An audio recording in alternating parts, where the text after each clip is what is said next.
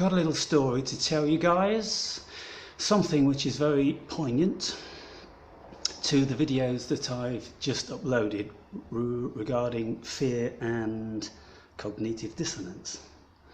Now, for your information, I'm standing on a frying pan turned upside down to give me a little bit more elevation, because I've had to place the camera on top of a picture on the wall, because holding it you just get this annoying trembling going on and it doesn't make for good viewing. So with that said, I was walking to the shop yesterday and I passed a little bit of a recess on the path next to a hedge, and sitting down in like the fetal position, leaning up against the fence, was a middle-aged guy.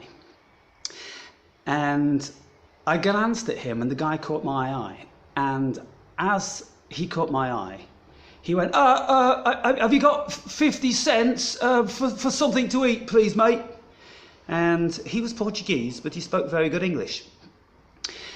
I turned around and I walked back towards him and I said, so what's your story? He said, I'm hungry and I've got no money. And I said, well, I mean, how is that? I mean, because obviously if people give you some money, then it ain't going to be much. And if you're asking for 50 cents and they give you 50 cents, how many people are going to be giving? A very small percentage. What does that amount to? Very little. Is it sustainable? No. So what's your plan? Well, I mean, maybe I could get a job in an office, office work, yeah, office work, I could do office work. And I'm instantly just seeing through his lies. He's got no intention whatsoever. I intuit that he is an addict of some description. He's cleanly shaven, and so he isn't homeless.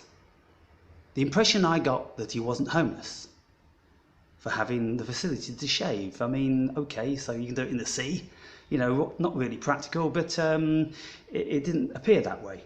And so I said to him, I said, I'm just going to the shop and I'll get some change and I'll be back. And whilst I was speaking to him, I had a certain, to say fear is,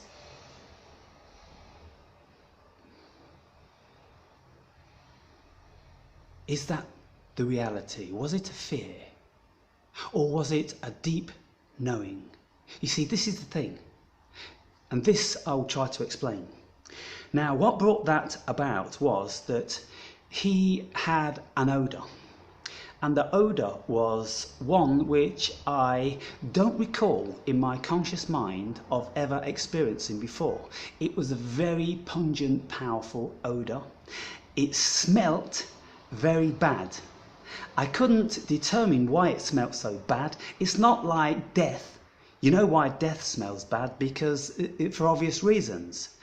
But this was a smell of decay, and it was indicative of the decay of the human body and the human mind. Decay of keeping oneself clean, bodily and clothing wise.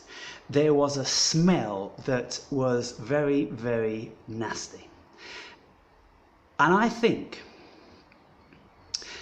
having walked away from him, I was contemplating, wow, that smell is absolutely disgusting.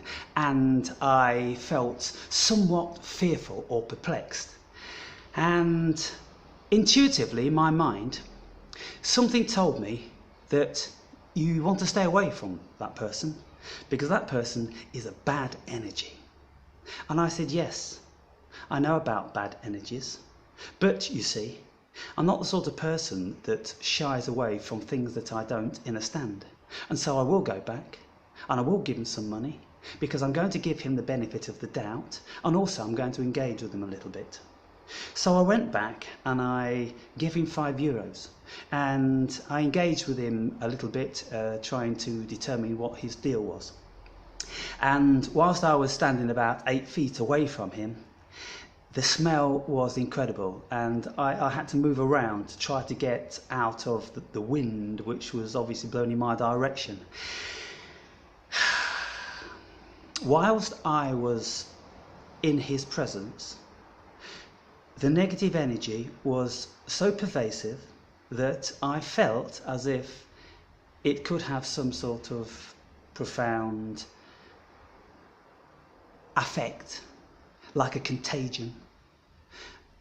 These negative energies are very powerful, and to be in their vicinity without protection, without great knowledge, then I'm sure that something detrimental will happen to your psyche. But being a wizard, having studied these things, having studied myself, having conjured up a large amount of self-empowerment, I feel protected and capable enough to be able to be in the vicinity of these people for short periods of time and withstand any contagion. So I walked away, and when I was walking away, I could smell his smell on my person. I'm thinking, this is bizarre. The odour hangs thick in the air. And some odours, you know, like if you're cooking fat in the kitchen, they will permeate your clothing. His odour permeated my clothing. I could smell it on me. And I thought, that level of contagion for being in his presence for that short period of time, can you imagine what it would be like if you was in the presence of these people? Negative energies for a longer period. A great detriment to one's health holistically. And so I took a shower and I took the shirt off, and I'm in the shower and I'm thinking about what happened. Something inside told me, my higher self, stay away from that person. And I said, I know where you're coming from, but I'm not going to stay away. I'm going to go and I'm going to face it and I'm going to feel it, because I don't like to avoid things that make me unsettled. I don't like to walk away if I'm remotely afraid of the outcome of something. I want to know what it is that's making me feel that way. And what it was, I've ultimately concluded, is very significant, I feel. Because when I was within his presence and I was feeling this knowing, and what the knowing was his deep, deep inner psyche. And the knowing also pertained to that odour.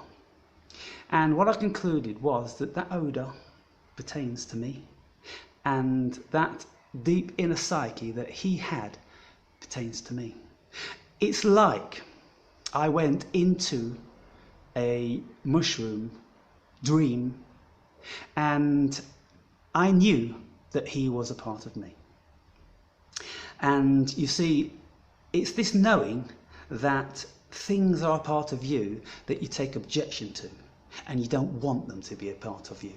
This, my friends, is the cognitive dissonance. Cognitive dissonance is when we have a conflict in what we are perceiving, and we are not sure about something, and it unsettles us, and it makes us feel like the situation is uncanny. And something uncanny, like the uncanny valley, when you've got these robots that look uncannily like humans, it brings about a certain realization, a certain fear.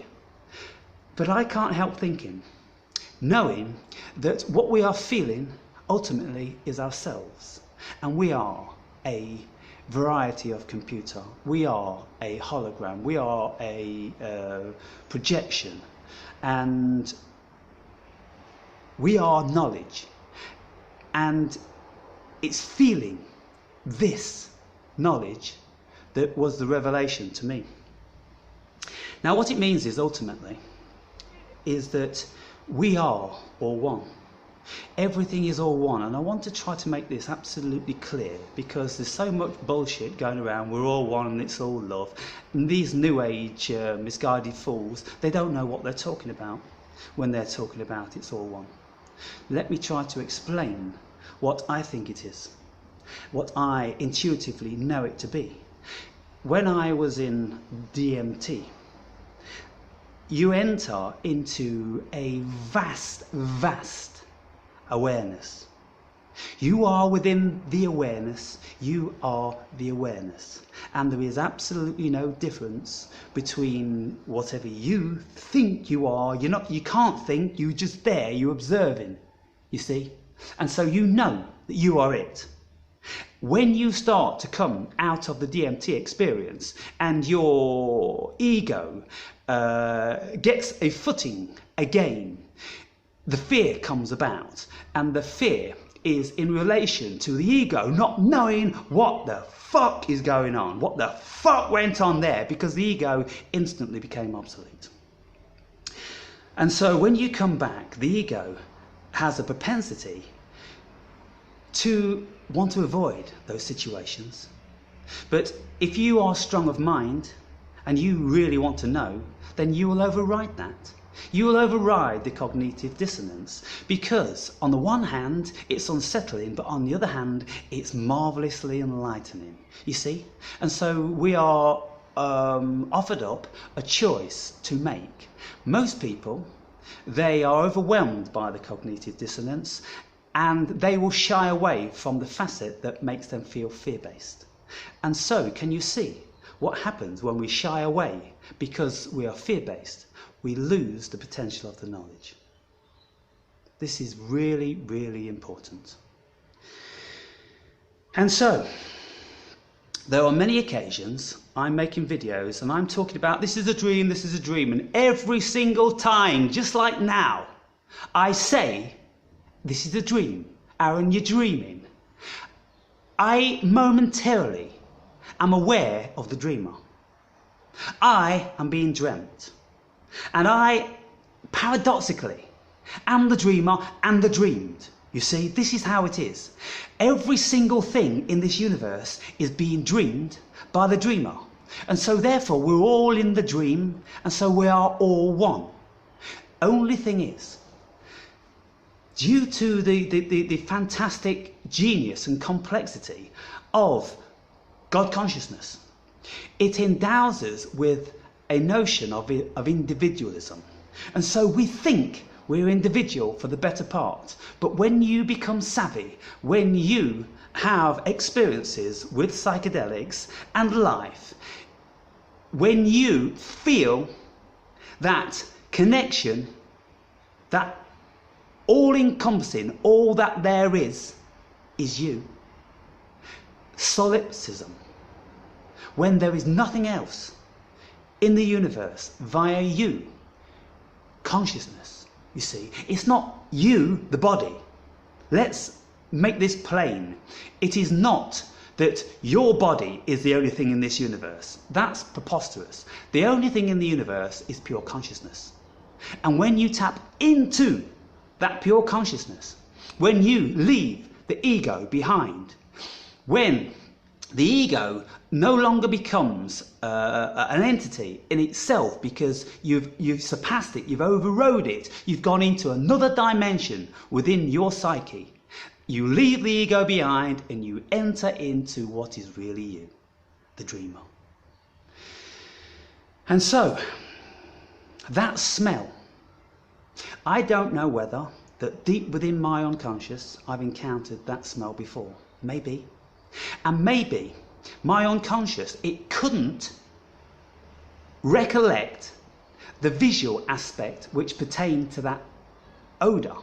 It could only recall a semblance of something being familiar about the olfactory side of it. And so I have the olfaction and I'm like, I remember you. And I'm feeling it now. I absolutely know it's me. Somewhere it is me. maybe sometime in the future, maybe sometime in the past, maybe in another dimension. That smell was me, and I didn't like it. And so now I don't like it, and I don't want to go back there again. I know it's wrong, I know it's negative energy, and I, for the better part, am full with positive energy. And so we have to be in a position, people, where we do not allow the cognitive dissonance to override the potential of learning, because it is the acquisition of knowledge. The truth will set us free. We have to go there. We have to be strong when we are awakening, and we have to face ourselves, because every single thing is a facet of ourselves. All the evil in the world is a facet of ourselves. And I talk about this time and time again, but there's so many people that have such cognitive dissonance to the degree that they will never ever lend themselves to going there, because it's too terrifying for them. And they think they're too above that, and they're too awoken, and they're too spiritual, and they're too full of love. What they are is full of crap, because they just don't know what the reality really is. This is a dream. This is all that there is. We are sharing all that there is, and we are it. We think we're individual, and that is where we as human beings find it very, very difficult to become enlightened. And so when you look at the world, I look at the world and I bang on about this and I bang on about that, but then in another video I will tell you that I don't believe in any of it.